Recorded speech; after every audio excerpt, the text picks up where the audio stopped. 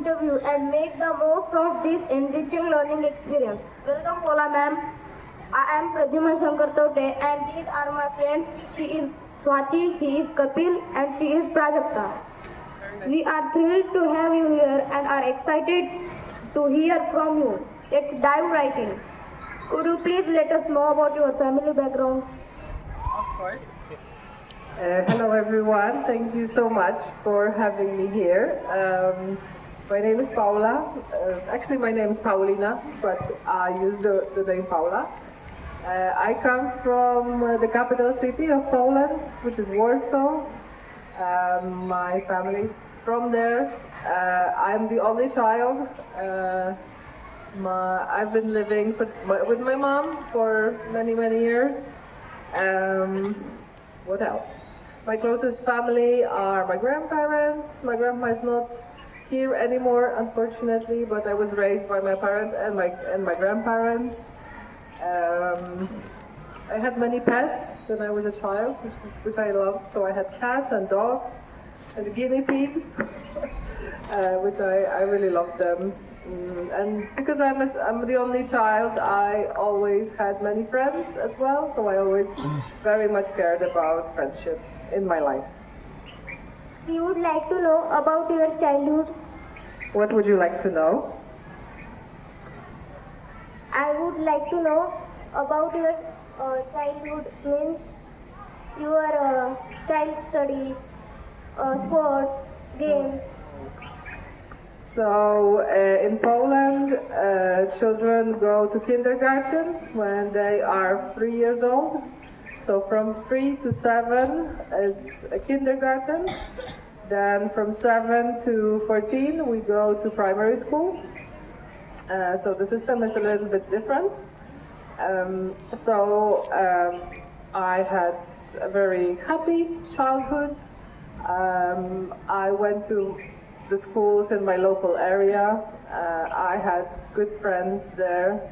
I was a good student, always, so that was easy. This part was easy. I was very curious. I read a lot of books.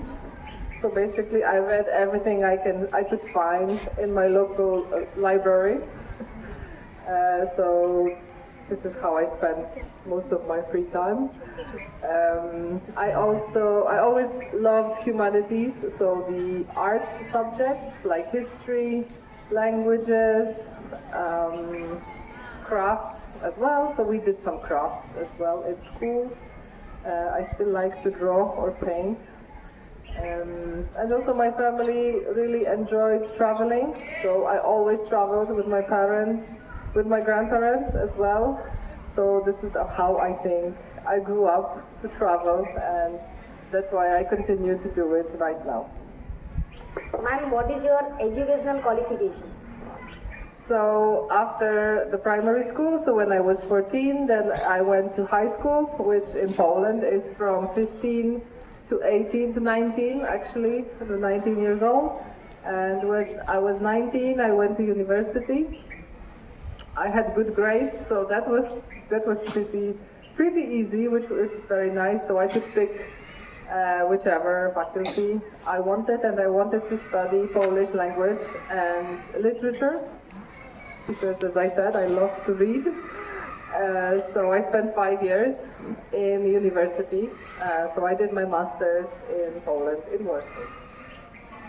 Thank you, ma'am. Could you please tell us what do you do exactly? So now I am an educator. So my field is slightly different from my studies. I don't continue to do what I studied. I changed my mind after graduation, although I did work in my field as well.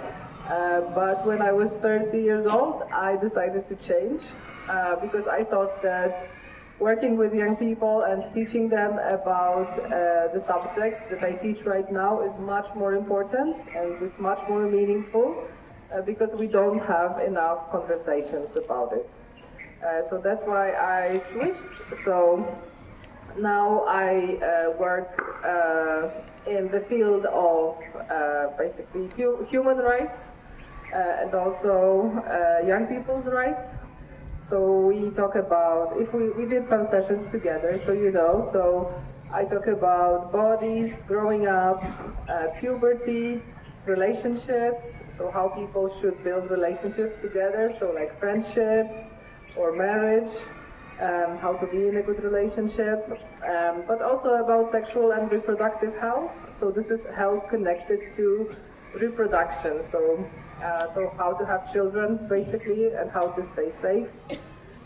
Also, prevention of sexual violence is really important for me. So we talk about good touch, bad touch, safe touch, because we want to also reduce the number of sexual assault and also reduce crime. Thank you, Paula ma'am. Now, with your permission, could we have some questions from audience? Absolutely. Hello ma'am, myself Durga Swati Anand Kavankar from 6th class. My question is, why did you choose to work in this field? Because I'm very passionate about young people's rights, children's rights.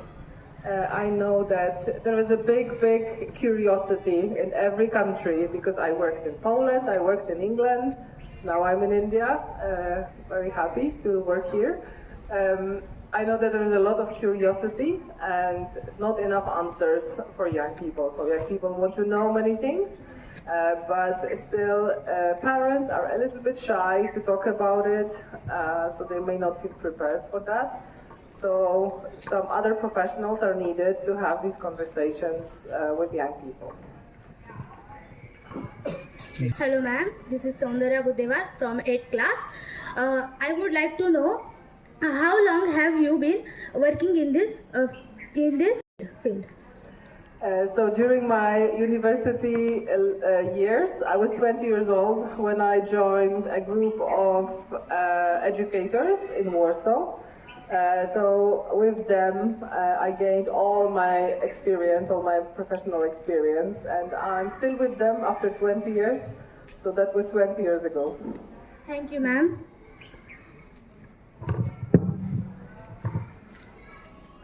Hello ma'am, my name is Tanvi Sangita Nanatra Dhanure. I study in 6th A and my question is, what motivates you to work in this field? Every day young people motivate me. I absolutely love having conversations, listening to questions. I know that there is a big need and a big gap, again, as I said, everywhere in every country. So young people need it, and they are very happy to interact with me, which always gives me a lot of positive energy. So I feel it's very rewarding to have this job. So I keep going, and I'm never bored in my work. Thank you ma'am. I am Varsha Zakore from 8th class. I want to know, what challenges do you face in your work? There are many challenges, mostly on the political level, I would say. So not when we interact with other people on the ground, I would say. People are not really against this topic. People usually are very welcoming and they want to endorse.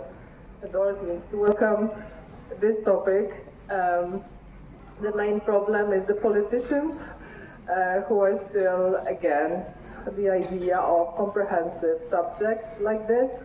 I believe my subject, which is called sex education, sex and relationships education, should be mandatory and should be taught in every school, so every school should have these lessons.